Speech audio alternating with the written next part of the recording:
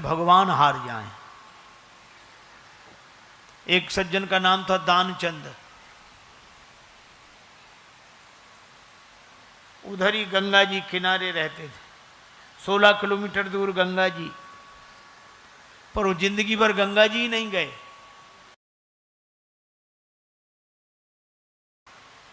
संपन्नता खूब थी पर देने का मन नहीं था, देने के दिन तो थे पर देने का दिल नहीं था। बड़ी विडंबना है, जिनके पास देने का दिल है उनके पास देने के दिन नहीं है, और जिनके पास देने के दिन है उनके पास देने का दिल नहीं है। वो सोचते थे गंगा जी जाएंगे तो देना पड़ेगा कुछ, गए ही नहीं। पत्नी पीछे पड़ी कि एक बार तो चले जाओ। जब बहुत बार कहा तो एक बार गए, पैदल पैदल 16 किलोमीटर दूर, और सोचा घाट पे जाएंगे। ए भैया, सोचा घाट पे जाएंगे तो पंडा मिलेगा, दान मांगेगा, क्या करें? तो मुर्दा घाट पे गए, कोई नहीं मिलेगा। और इधर उधर देखा, मुर्दा घाट तो मुर्दा घाट, कपड़े उतारे और गंगा जी में डुबकी लगाई कि जल्दी निकल आवे। भगवान को कौतुक सूझा, तो भगवान एक पंडा के रूप में तुरंत प्रकट हो गए, और डुबकी लगा के जैसे ही बाहर निकला, पंडा के रूप में भगवान बोले, यजमान की जय हो। दानचंद तो कांप गए कि यहां भी आ गए। भगवान बोले, हम तो संतोषी ब्राह्मण हैं, यहीं पड़े रहते हैं, तुम्हारे जैसा यजमान आता एक एक वर्ष का इंतजाम करके चला जाता है। दानचंद बोले, हम नहीं देंगे एक वर्ष। तो बोले 6 महीने का दे देना। अरे बोले वो भी नहीं हो सकता। तो बोले 1 दिन का। तो बोले वो भी नहीं। भगवान बोले, हम निकलने नहीं देंगे, नहीं तो दान का संकल्प करो, कुछ तो करो। तो बोला उधार देंगे। भगवान बोले उधार ही सही। 1 धेला उधार किया, 1 धेला, 1 पैसा। भगवान ने कहा संकल्प पूरा। दानचंद फिर लौट के घर पहुंचे, शाम को यही समय हो गया। बेचारे थके हुए थे, जाकर सो गए। अब सोए देर नहीं हुई, तब तक दरवाजे पे आवाज आई, यजमान की जय हो। पत्नी ने बाहर आकर देखा, भीतर गई, किसी पंडा को कुछ कह आए थे देने के लिए। हाँ, तो बोले पंडा तो बाहर ही। पर दानचंद ने सोचा कि इतनी जल्दी आ गया। पर दानचंद बोले, पंडा से कह दो कि बीमार हैं, कुछ दिन बाद आना। पत्नी ने कहा वो बीमार हैं। पंडा बोले, दान मिले न मिले पर वो हमारे यजमान हैं, यजमान बीमार हो और पंडा यजमान को छोड़कर चला जाए तो धिक्कार है, हम तो यहीं रहेंगे। और अपने हाथ से बना लेते, तुम तो सामग्री दो, हम बनाएंगे, यहीं रहेंगे। पत्नी गई कि वो नहीं जा रहा, सामग्री और देनी पड़ेगी, धेला ही दे दो। पर दानचंद बोले, दे तो नहीं सकता मैं, मेरे तो प्राण निकल जाएंगे देने में। अरे तो सामग्री देनी पड़ेगी। तो दानचंद ने सांस रोकी, पत्नी से बोले, जाओ कह दो मर गए।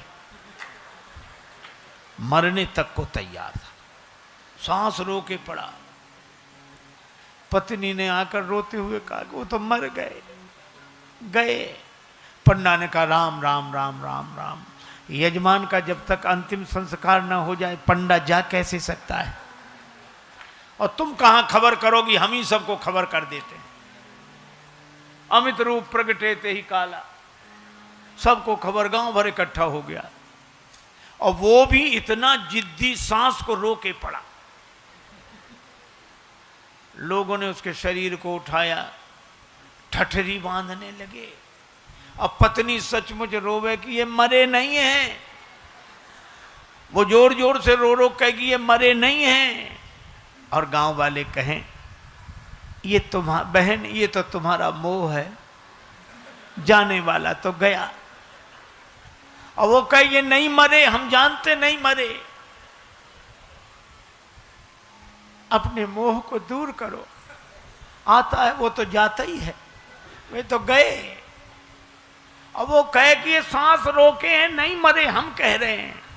सांस ऐसे थोड़ी रुकती है, सांस तो किसी और के हाथ में। वे तो गए और बांध लिया जबरदस्ती। भगवान पीछे पीछे और उसकी शव यात्रा निकली। भगवान भी मन में सोचने लगे कि अरे गजब, इससे तो हम भी हार गए।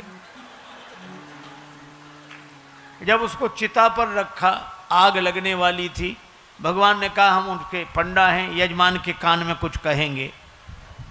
तो भगवान ने कान में मुंह लगाया और बोले हम ही हार गए, आया हूं बैकुंठ से तुम हित नाता जोड़। हम बैकुंठ से आए तुमसे नाता जोड़कर। तो पंडा ने सोचा भगवान आए। पंडा ने कहा कि हम भगवान है, तुमसे नाता जोड़कर आए। सो दानचंद ने आंख खोली कि भगवान है, और जो आंख खोली सो देखा वही पंडा। सो फिर आंख बंद कर ली। भगवान ने कहा हम हार गए, मांग ले हूं वरदान कछु, कुछ वरदान मांग लो। दानचंद बोले बस धेला दीजिए छोड़, और कुछ नहीं है। अरे भाई, धन को पवित्र करें।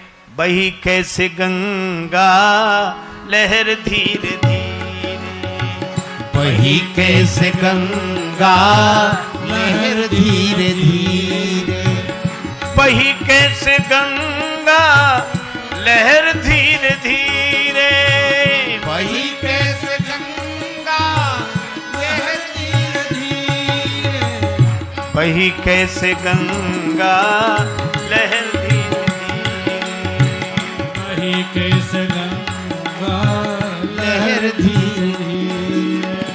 हरिद्वार में कैसी शोभा से माता, हरिद्वार में कैसी शोभा से माता, पहाड़ों से आई उतर धीरे धीरे, पहाड़ों से आई उतर धीरे धीरे, वही कैसे गंगा लहर धीरे धीरे, वही कैसे गंगा लहर धीरे धीरे।